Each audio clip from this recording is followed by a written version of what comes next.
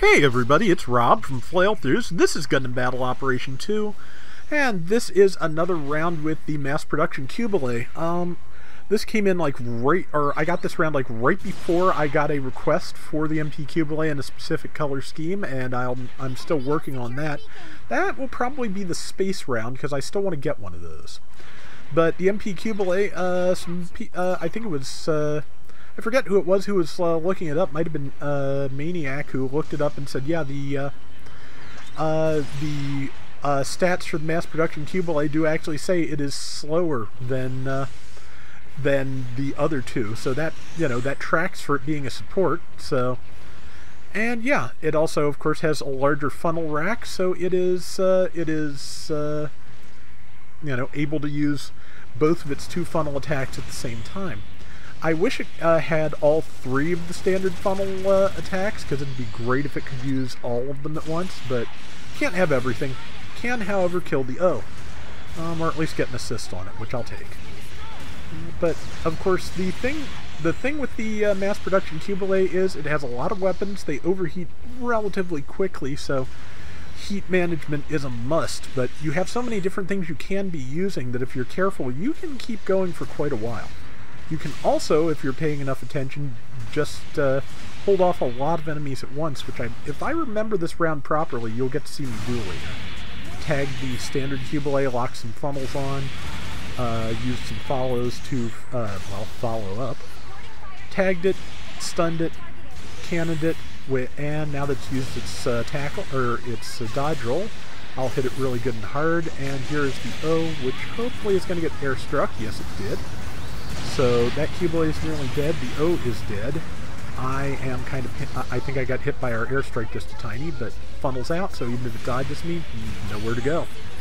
And that's that. There's another enemy behind me, and I'm going to go hide down in the water a little bit, or at least around the water. Just having, you know, trying to get the jump on it, and this is when I learned that funnels can be targeted between buildings. So there is a tactic for you in the ruined city. So best of luck trying to implement it or trying to use it, because yeah, I had a little bit of trouble with that myself. Managed not to overheat the handgun, I don't think, and just, yeah, utterly demolished that Qubeley with just by cycling through my weapons.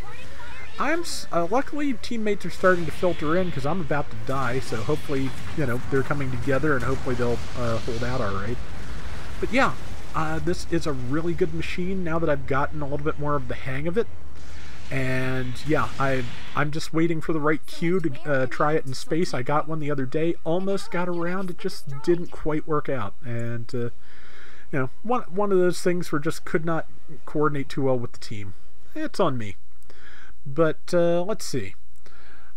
There are about 5 seconds left until I spawn. We've got about 2,300 point lead. That's not a bad start. And I'm gonna go see where I can be of use, which looks like it's probably gonna be up there. So see what we got. Lock onto that.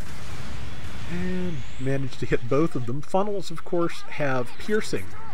Both the funnel attacks will go through one enemy and hit another if the angle is correct. So I don't believe any of the other weapons do that, but the funnels will, so just keep it in mind. If you have all the enemies in a real tight formation, you may be able to get some extra damage done. And locked on there, hid around the corner, as much as something with shoulders this big can hide anywhere. See, fire to follow shot, almost overheated those, so time to switch weapons. Basically, my rule of thumb for the MP Qubeley at this point is, and if I'm paying attention and I'm not trying to hold off like 4 things, which is what I'm doing right now, if you see a weapon go into the red, it's a good, or go into the yellow rather, it's a good time to switch. That is a Qubeley Mark II. That is the most dangerous thing here for me, because it can do huge damage to a support. Yep, oh, lucky, it missed me. I just need to find a weapon that's actually working, and I found one, and it's done. Yeah, that was sheer luck. It's a good thing it was low on health, and it did not hit me with that downswing, or I would be dead. The thing, if you really need to take these out, assuming someone is not built for melee defense, like, quite honestly, I have done here, The Gundam Mark V, I was able to take out some mass production Qubeleys in 3 swings. Upswing, downswing, downswing will kill an MP Qubeley. I don't know if they had their melee defense increased, but I did have my melee damage increased as far as I could take it on the Mark V. So just keep that in mind. A lot of things I do still... things where I can get the attack power really high, like the Mark V. I want to say its melee is like 91. That might be too high, but it's a pretty good melee and a good multiplier on its beam saber. So, but yeah, you can get a really good high attack on things. But like I've said before recently, I'm finding my defensive builds have been a lot more productive in general.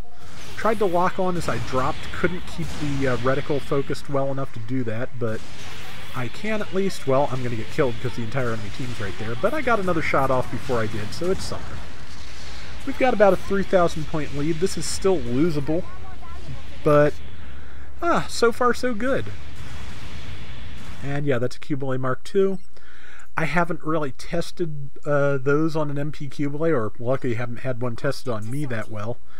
But given the big swing with the triple beam saber, you can probably take it out about as fast as a Gundam Mark V can if you're lucky.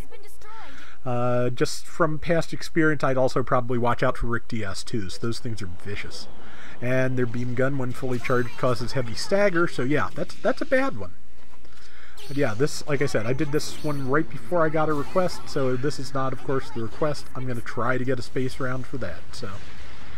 And let's see, I just need to find a good place to be, a good target to use. I can fire through my allies. I don't want to do it too much and potentially stun them, but I was able to do it. And I am just sticking my nose out way too far trying to get kills. But especially with the enemy team catching up to us pretty well, so I need to be more careful. Hit the O with about 7,000 damage, and then some extra, and some more extra, and remember, which I am not remembering here, remember that you can use the follow funnels while boosting. So that is something to keep in mind, and if I can tag that one more time, beams. Not quite, wow, got it that time though. There's another one with low health that I'm trying to go for, but instead I'm just getting myself killed. We still have about a 2,500 point lead. It's not bad, wish it was more. But that's kind of on me, because I was just kind of really getting too stubborn, and just keeping my self like real close in there, which shouldn't do. But we still got the lead. Our last 3 team members are in good health, so, or call that 4, and I think we're going to be okay with only a few seconds left. So, not only that, we got another kill. So, very nice. And yeah, like I said, I did fairly well, I think, holding off as much of the team as I did for a while there, and just did a lot of damage with this thing. It is fun. 5,700 out of 16,000, 111,000 damage. So, and how many kills and deaths and what have you? I think it's like 3 deaths. Yep, 8 kills and 3 deaths. So, yeah. That is going to do it for today's Gundam Battle Operation 2. We will be back soon with more, so till next time, everybody take care and have fun. Later!